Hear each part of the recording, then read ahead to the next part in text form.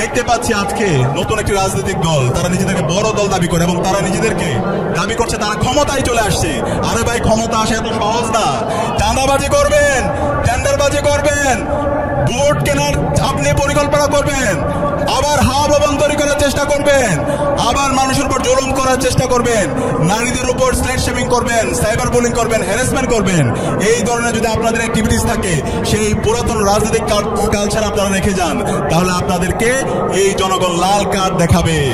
জনগণ এই জুলাই বিপ্লবের মাধ্যমে তারা ইনসাফের পক্ষে কথা বলতে শিখে গেছে। ইনসাফকে যে প্রতিনিধিত্ব করবে, যারা সত্যের পথে থাকবে, যারা কল্যাণ রাষ্ট্রের কথা বলবে, যারা কথা এবং কাজের মধ্যে মিল রাখবে, তাদেরকেই এই দেশের মানুষ নির্বাচিত করবে, তাদেরকে নেতা হিসাবে তাদেরকে নির্বাচিত করবে। এবং সে জায়গায় অধ্যাপক মিয়া গোলাম পরোয়ার এবং আজকে খুলনা আসনের বিভিন্ন পর্যায়ে যারা বাংলাদেশ জামাত ইসলামীর প্রার্থীরা আছে, তারা তাদের কথা এবং কাজের মাধ্যমে তারা তাদেরকে প্রমাণ করেছে কিভাবে একটা কল্যাণ রাষ্ট্র প্রতিষ্ঠা করতে হয়, কিভাবে সকল মানুষের অধিকার নিশ্চিত করতে হয়। এবং এই তরুণ প্রজন্ম যাদের কথা বলছি, গত 16 বছরে যারা ভোট দিতে পারেনি, সে 18 বছর থেকে 35 বছরের বয়স, তারা ইনসাফের পক্ষে থাকবে ইনশাআল্লাহ। ইনসাফের প্রতীক কি? ইনসাফের প্রতীক কি? ইনসাফের প্রতীক কি?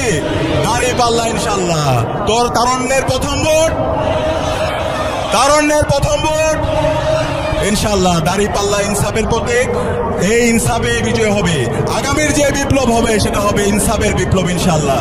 এবং এই বিপ্লবে শহীদদের যে আকাঙ্ক্ষা, শহীদরা যে জন্য জীবন দিয়েছে, একটি বৈষম্যহীন ইনসাফ ভিত্তিক বাংলাদেশ বিনির্মাণ, সেই বাংলাদেশ বিনির্মাণের পথে যে যারাই আছে তাদেরকে এই দেশের মুক্তিকামী ছাত্র জনতা তাদেরকে বেছে নেবে ইনশাআল্লাহ।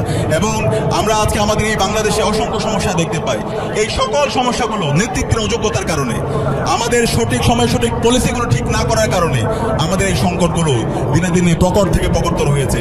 তো এই সংকটগুলোকে যদি আমরা সমূলে উৎপাদন করতে চাই, তাহলে আমাদের সৎ নেতৃত্ব দরকার, আমাদের পলিসিগত জায়গায় আমাদের পরিবর্তন করা দরকার। বাংলাদেশে আজকে একটা নীরব বিপ্লব হয়ে গেছে। আপনারা দেখতে পাবেন বাংলাদেশের বিশ্ববিদ্যালয়গুলোতে শিক্ষার্থীরা তারুণ্য আজকে ইনসাফকে গ্রহণ করেছে। যারা বাংলাদেশপন্থী যারা রাজনীতি করে, বাংলাদেশে যারা ইনসাফের পক্ষে যারা কথা বলে, যারা জুলাইয়ের আকাঙ্ক্ষাকে ধারণ করে, তাদেরকে আজকে বেছে নিয়েছে। ইসলামী ছাত্র শিবিরের 4টা ছাত্র সংসদের নির্বাচনে ভূমিধস বিজয় হয়েছে এবং বাংলাদেশের শিক্ষার্থীরা আজকে বসে আছে আগামী নির্বাচনে ইনসাফের প্রতীক দাঁড়িপাল্লাকে ভোট দিয়ে একটি ব্যালট বিপ্লবের মাধ্যমে দাঁড়িপাল্লার যারা প্রতিনিধি আছে তাদেরকে বিজয়ী করার জন্য ইনশাআল্লাহ।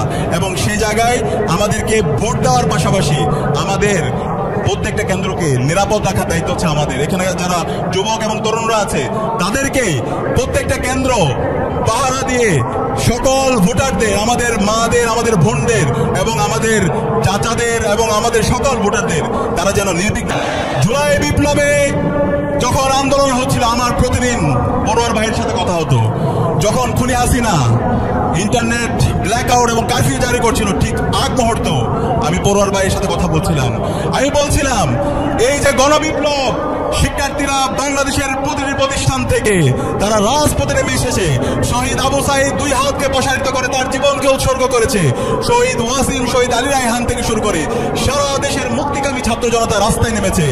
আপনারা রাজনৈতিক দল, বিএনপি, জামাত, সকল রাজনৈতিক দল রাস্তায় নামেন এবং এই হাসিনার পতন আন্দোলনে ঐক্যবদ্ধভাবে রাস্তায় নেমে, রাজপথে নেমে আপনারা এই আন্দোলনে নেতৃত্ব দেন।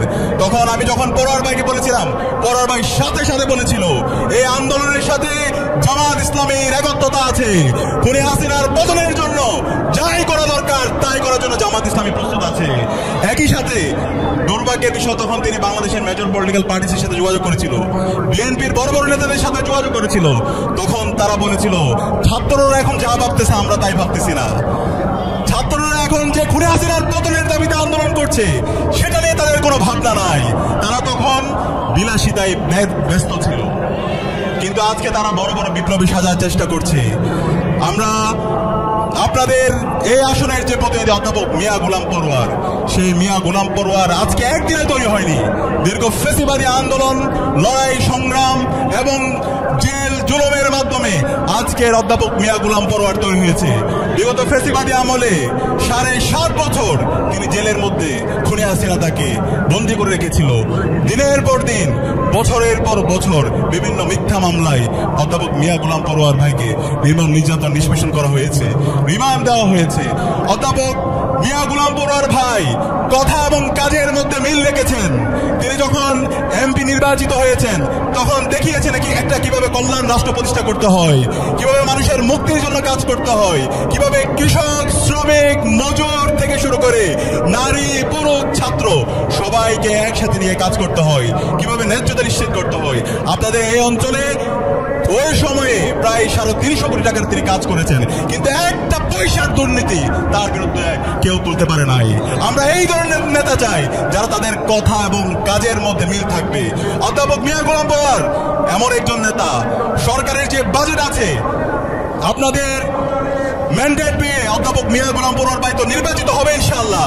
নির্বাচিত হওয়ার পর সরকার থেকে যে বাজেট পাবে তার চাইতে 10 গুণ বাজেট তার ব্যক্তিগত, তার পার্সোনাল ক্যাপাসিটি আপনাদের জন্য নিয়ে আসবে ইনশাআল্লাহ। এবং আজকে আমি ঐতিহাসিক গণজমায়েত থেকে আপনাদের থেকে জানতে চাই, আমি এখান থেকে ঘোষণা দিচ্ছি ইনশাআল্লাহ অধ্যাপক মিয়া গোলাম পরোয়ার ব্যাপক ব্যবধানে জিতবে ইনশাআল্লাহ। এখন আপনাদেরকে ঠিক করতে হবে কত ব্যবধানে জিতবে ইনশাআল্লাহ। সেটা আজকে যে গণজমায়েত ছাত্র, এখানে ছাত্ররা উপস্থিত হয়েছেন, যুবকরা উপস্থিত হয়েছেন, শ্রমিকরা উপস্থিত হয়েছেন, মজুররা উপস্থিত হয়েছেন। আপনাদের কাজের উপর ডিপেন্ড করবে কত ব্যবধানে জিতবে। আমি চাই বাংলাদেশের সবচেয়ে বেশি ভোট পেয়ে অধ্যাপক মিয়া গোলাম পরোয়ার খুলনার ডুমুরিয়া এবং ফুলতলা আসন থেকে বিজয় হবে ইনশাআল্লাহ। অধ্যাপক মিয়া গোলাম পরোয়ার তিনি শুধুমাত্র একজন শিক্ষক না, তিনি শ্রমিকেরও নেতা।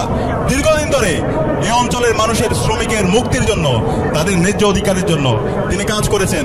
আজকে আমার সামনে এখানে আমাদের মারা আছে, বোনরা আছে, নারীরা আছে, তাদের অধিকারের জন্য তিনি কাজ করেছেন।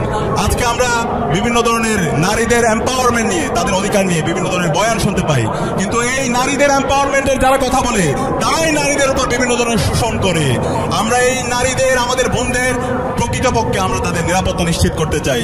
আমরা যে কল্যাণ রাষ্ট্রের প্রস্তাবনা দিই, আল্লাহ রাসূল সাল্লাল্লাহু আলাইহি সাল্লামের যে মদিনা রাষ্ট্র, সেই মদিনা রাষ্ট্রে নারীদের নিরাপত্তা তিনি নিশ্চিত করেছিলেন। 1450 বছর আগে নারীদের যে নিরাপত্তা নিশ্চিত করেছেন, এখন পর্যন্ত বর্তমান সভ্য যে দুনিয়া, ওয়েস্টের যে নারী অধিকারের কথা বলে, তারা এখন পর্যন্ত সেই নারীদের অধিকার নিশ্চিত করতে পারে নাই।